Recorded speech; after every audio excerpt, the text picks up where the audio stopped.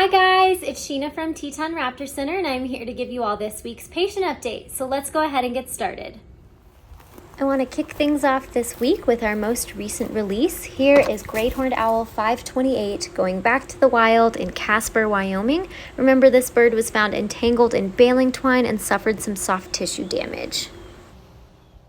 Moving on to our current patients, we've got American Crow 722, and this bird came in from Driggs, Idaho after being attacked by a dog.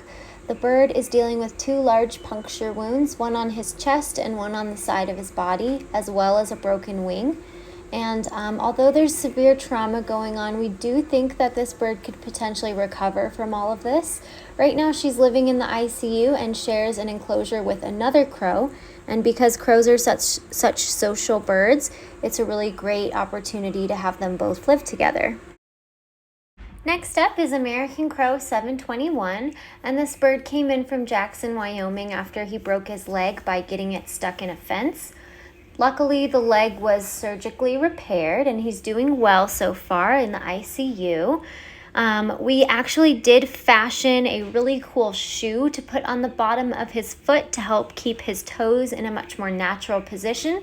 And because this crow is super social, just like the other one, and those 2 crows are about the same age, they much prefer living together and they're doing well so far. Next up is Red-Tailed Hawk 721, and this bird is currently living in the ICU after having surgery to repair the fracture in his metacarpus, which is the bone in his wing, right at the very tip of his wing. Right now, he's currently serving as a foster dad for Red-Tailed Hawk 719, who's a baby red-tail and needs some parental guidance in his life. But this red-tail, this adult, he's getting bandage changes once daily. He's also getting cold laser therapy to speed up the healing process and light physical therapy. And so far, things are looking really, really good. Okay, so now we're going to move on to the baby red-tail. This is Red-Tail 719, and this is the bird that came from Rexburg, Idaho, fell out of his nest when somebody was flying a drone up there that spooked him and caused him to jump ship. He did break that humerus and is now actually dealing with some other really severe repercussions. That's his good wing. Here's the injured wing, and as you can see, those feathers are on the ground in an awkward angle. This is known as angel wing. So here we are manipulating the wing. That's how he's normally carrying it. However, this is how it should look.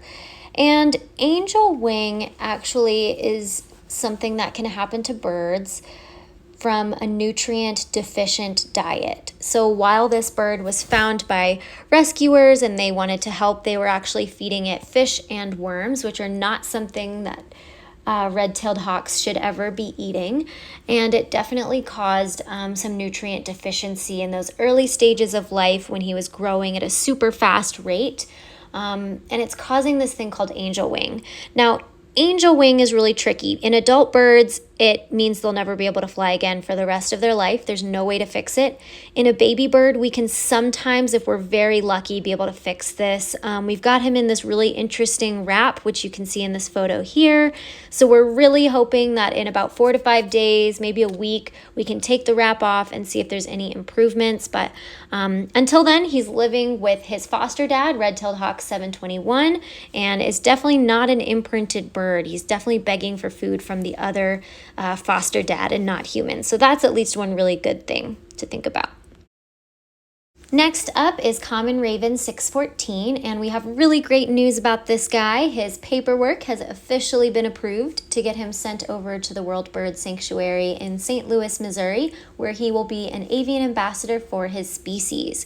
We're just waiting on a couple medical test results to come back for him to clear him for out-of-state travel, and then we'll be booking a flight for him in August.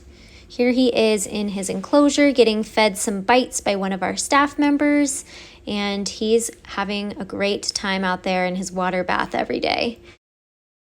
Here we have Red-Tailed Hawk 610, and this bird was recently re-evaluated by staff, and we actually found a small pelvic fracture that had gone unnoticed from when he first came in. Luckily, the fracture is on the mend, and he has pretty much almost healed 100% fantastically. We are going to be holding off on flight conditioning for another couple of weeks, but yeah, things are looking good for this guy. Last but not least is bald eagle 210, and this bird is undergoing flight conditioning after suffering from a broken humerus.